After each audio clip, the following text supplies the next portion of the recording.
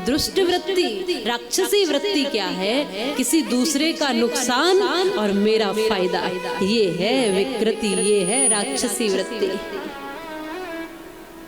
दूसरे का भी भला हो, मेरा भी भला हो, ये प्रकृति है। दूसरे का भला ना हो, बस मेरा ही मेरा भला हो, चाहे कोई दूसरा भूखा रह जाए पर मैं खूब खाऊं, ये है विकृति। लेकिन दूसरे का भला हो जाए, चाहे मैं पीछे रह जाऊं, दूसरे का पेट भर जाए, चाहे मैं भूखा रह जाऊं, यही ऐसा चिंतन करना ही है भारतीय संस्कृति। ये है हमारी संस्कृति। श्रीमद् देवी भागवत कथा में भाव ये आया कि इन दोनों ने फिर माँ भगवती को नमन किया है। माँ की कृपा जब मिली है, सब कुछ जब ठीक हो गया भगवती की कृपा से, तो इन्होंने नमन किया है, माँ को प्रणाम किया है। माँ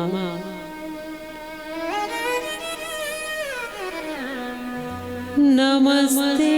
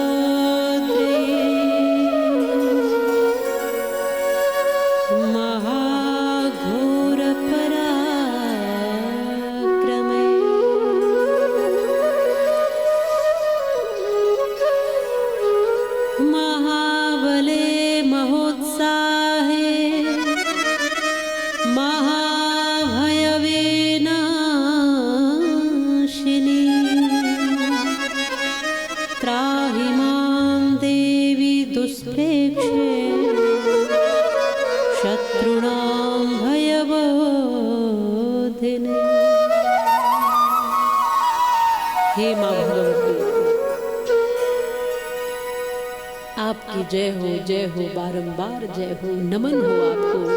हे रुद्र रूप धारिणी, आपको बारंबार नमन है। हे मधु कैटभ संहारिणी, आपको बार बार नमन है। हे शुंभ निशुंभ को मारने वाली, सब दैत्यों का संहार करने वाली देवी भगवती, आपको बारंबार नमन है। सबका कल्याण करने वाली, हम पर सब पर कृपा करने वाली, आपको बारंबार नमन है। अनेकों तरह स्तुतियां की माँ भगवती की। समय बीता और समय अनुसार दुर्गम दैत्य का आगमन हुआ। ये कथा माँ भगवती की बहुत अच्छा संदेश देने के लिए है। समय बीता और उस समय में दुर्गम दैत्य का प्रादुर्भाव हुआ। उसने तपस्या की ब्रह्मदेव की। आपने इस पूरी कथा में ये बात सुनी होगी कि जितने भर दैत्य है ये तपस्या करते हैं, और देवता क्या करते हैं? ऐसे ही आनंद ले।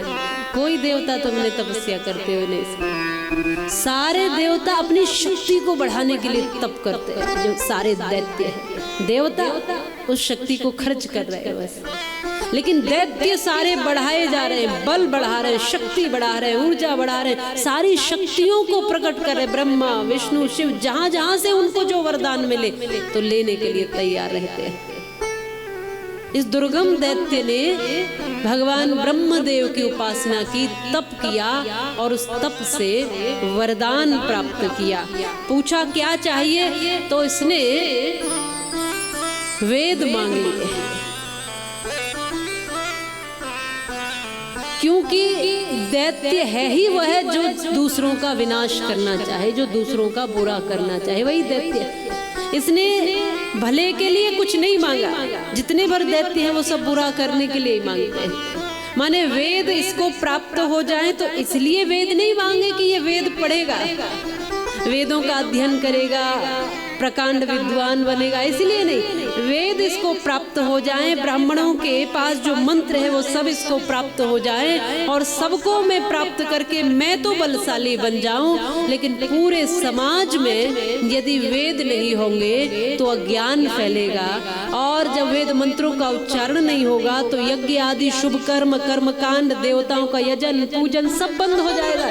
जब सब बंद होगा तो धरती तो बिल्कुल अतृप्त हो जाएगी, अशांत हो जाएगी, विघटन हो जाएगा धरती पर। इसके लिए कि धरती का असंतुलन बने। ये संतुलित धरती असंतुलित कैसे बने, ये संतुलित समाज असंतुलित कैसे बने। बड़े दैत्य हैं इस समाज में भी ऐसे जो इस समाज को जो संतुलित है उसको असंतुलित करने के लिए लगे।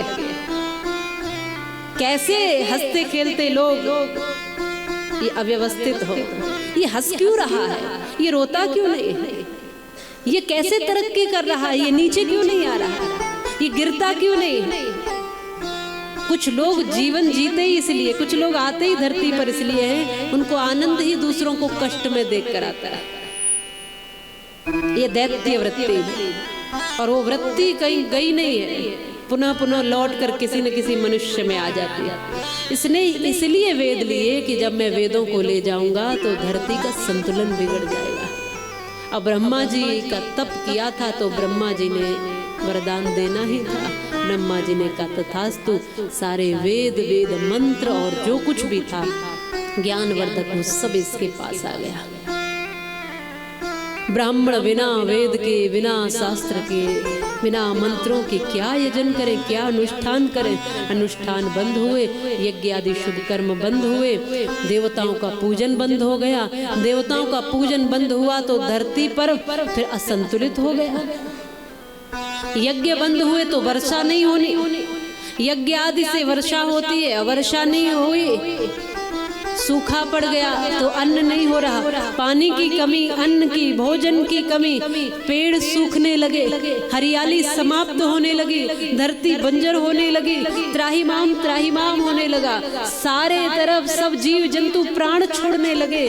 सारे जितने भर भी पशु पक्षी जीव जंतु थे सब प्यासे और भूखे मरने लगे, मनुष्य आदि सब मरने लगे। ब्राह्मण त्राहिमाम त्राहिमाम करने लगे। एक केवल वेद के न होने से इतना कुछ असंतुलित हो गया। आज वही स्थिति है। कुछ लोगों के विद्वान होने से समाज का कल्याण होने वाला नहीं है। बच्चे बच्चे को विद्वान होना पड़ेगा। क्यों चाहते हो कि एक शास्त्री यहाँ से बोलता जाए और हम बस सुनते जाए? सुनने के लिए भी तो समझ चाहिए ना। उतना तो पढ़िए कि आपको समझ में आ जाए कि यहाँ से जो सुनाया जा रहा है वो क्या ठीक है और कहाँ से सुनाया जा रहा है। इतना तो पढ़िए कम से कम। सबको बलवान बनना पड़ेगा, तब ये राष्ट्र मजबूत होगा, तब धर्म मजबूत होगा। सबको विद्वान बनना पड़ेगा, सबको मन में अच्छा संकल्प धारण करना पड़ेगा, सबको संगठित होना पड़ेगा। एक बलवान के होने से देश बलवान नहीं होता, एक धनवान के होने से देश धनवान नहीं होता, एक विद्वान के होने से देश विद्वान नहीं होता। इसलिए चंद लोगों के कारण ये देश तरक्की नहीं करेगा, धर्म तरक्की नहीं करेगा। सब लोग जब इसमें अपनी अपनी आहुति डालेंगे तब ये राष्ट्र और धर्म तरक्की करेगा, उत्थानित होगा। इसलिए मेरी नजर में और जो वेद कहता है वो ये है कि सबको अपने धर्म ग्रंथ पढ़ने चाहिए, सबको समझने चाहिए, सबको आगे बढ़ना चाहिए, सबको सब कुछ प्राप्त करने का अधिकार दिया है। किसी समाज को ये अधिकार नहीं कि किसी को छोटा कह सके और किसी समाज को ये अधिकार नहीं कि किसी को ऊंचे से नीचा लाने का प्रयास कर सके। ऊंचा कोई व्यक्ति जन्म से नहीं होता है। भगवान मनु जिनकी हम संतान है उन्होंने कहा है कि जन्म से प्रत्येक व्यक्ति शूद्र होता है, अपने कर्म से ही वो ब्राह्मण, क्षत्रिय और वैश्य बनता है।